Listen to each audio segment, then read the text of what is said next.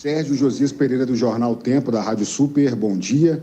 Eu gostaria de lhe perguntar a respeito dessa situação do Mineirão. O Mineirão diz que não tem efetivo hoje para receber um público, 2 jogos, na verdade, né, em sequência, com públicos grandes no estádio. E eu gostaria de lhe perguntar de quem teria sido o erro de avaliação, se houve algum erro nesse sentido, porque a torcida está reclamando muito que o Cruzeiro não pediu a carga máxima, não foi até as autoridades competentes para pedir que o Mineirão liberasse também essa carga máxima. Qual que foi o problema que aconteceu realmente nesta questão com o Mineirão? Muito obrigado. Ô Josias, o sentimento que a torcida está o mesmo que a gente está. De revolta profunda, de indignação com a atitude que está sendo feita junto ao Cruzeiro, de falta de isonomia também. A gente está até já olhando o contrato de concessão que foi feito, a gente acha até que cabe providências serem tomadas no Tribunal de Contas do Estado, dentre outras, porque ali está claro que todas as entidades devem ser tratadas de forma igual. E o que aconteceu foi que no dia 1º de novembro, segunda-feira, foi até um jogo do Cruzeiro, saiu da decreto da Prefeitura que ia liberar 100%, no dia 2 de novembro, na terça-feira, que era o feriado, permitiu-se que tivesse 100%. No dia 3 de novembro, o nosso rival já jogou lá com a capacidade acima do normal. Então, como é que conseguiram organizar isso tão rápido para outro time e não para nós? E ontem, né, no domingo, jogou-se novamente ali para público total. Então, a gente fica indignado quando vê dizendo que um evento de 60 mil pessoas precisa de mais tempo para ser praticado, para ser colocado em prática a sua organização, porque isso foi feito para outra pessoa. Então, a gente gostaria que fosse feita essa isonomia. E o que aconteceu com a gente desde o começo? Como nos últimos jogos que nós tivemos, o público não tinha sido tão alto lá, e a operação é muito cara, e a gente tinha esse compromisso com a nossa torcida de fazer agora um jogo com ingresso mais barato, a gente fez um combinado de que jogaria, de que abriria determinados setores à medida que houvesse venda. E jamais foi falado no começo, ok, mas o limite vai ser 35 mil. Então é isso que nos deixou perplexo, que nos deixa chateados,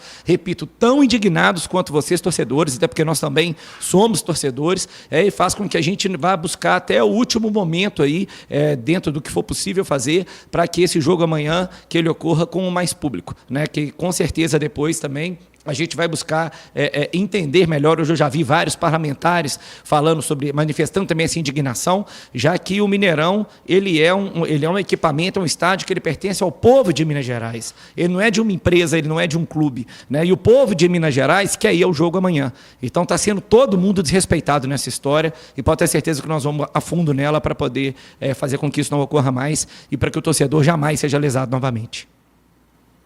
Presidente, bom dia. Paulo Galvão, do Jornal Estado de Minas. Eu gostaria de saber, presidente, o que a diretoria pretende fazer de agora para frente, uma vez que o Cruzeiro já não tem praticamente nenhuma chance de ser rebaixado, que seria o pior, nem vai voltar para a primeira divisão. Quais são os próximos passos? Aí é definir onde vai jogar no que vem, o que vai ser feito, ou tem que esperar a SAF? Obrigado.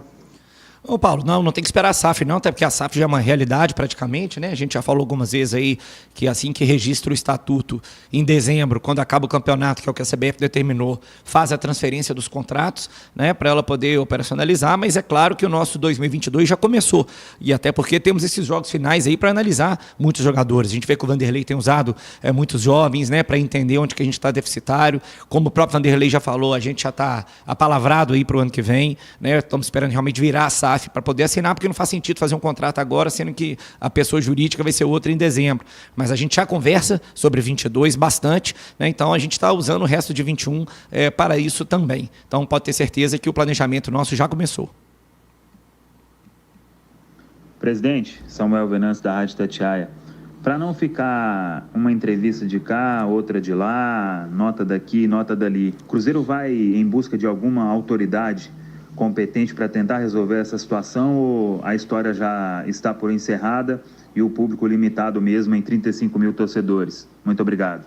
Samuel, nós estamos tentando, obviamente, até o último momento, aumentar essa capacidade. É claro que tem que conseguir operacionalizar, né? Não adianta a gente chegar amanhã de tarde e liberar mais 10 mil ingressos com o jogo 9h30 da noite. Então, nós ainda estamos hoje brigando para tentar vender mais ingressos, mas, como eu já falei na outra resposta, independentemente do que acontecer, outras medidas também serão tomadas, que a gente entende realmente que está havendo um desrespeito, né? Eu disse isso já, essa palavra, com o povo mineiro, sobretudo com o torcedor cruzeirense, porque o Mineirão não tem dono. O dono do Mineirão é o povo mineiro.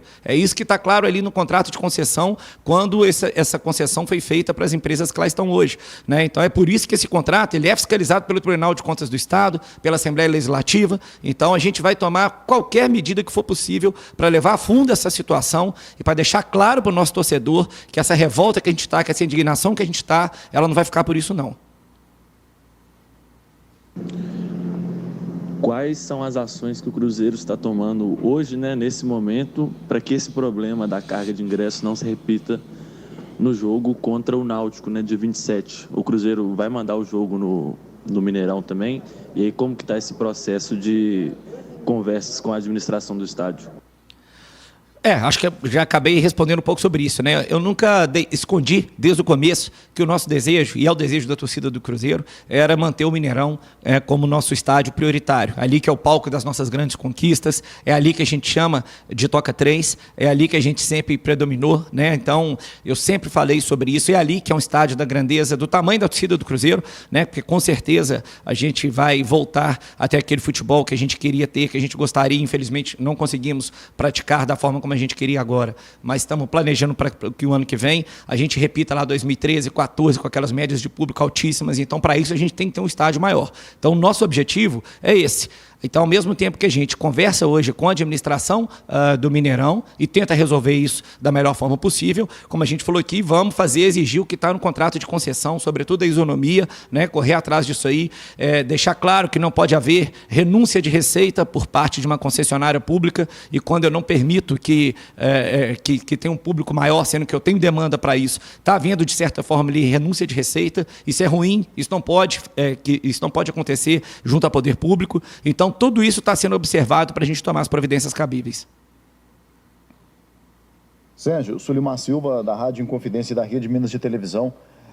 Em caso de o Mineirão não liberar essa situação, o Cruzeiro pretende, já a partir do próximo ano, continuar jogando no Estádio Independência ou prefere continuar mantendo diálogo com a administração do estádio para que esse tipo de situação não aconteça, porque o Cruzeiro teve prejuízo no jogo contra a equipe do Confiança e a gente sabe que o Campeonato Mineiro é deficitário.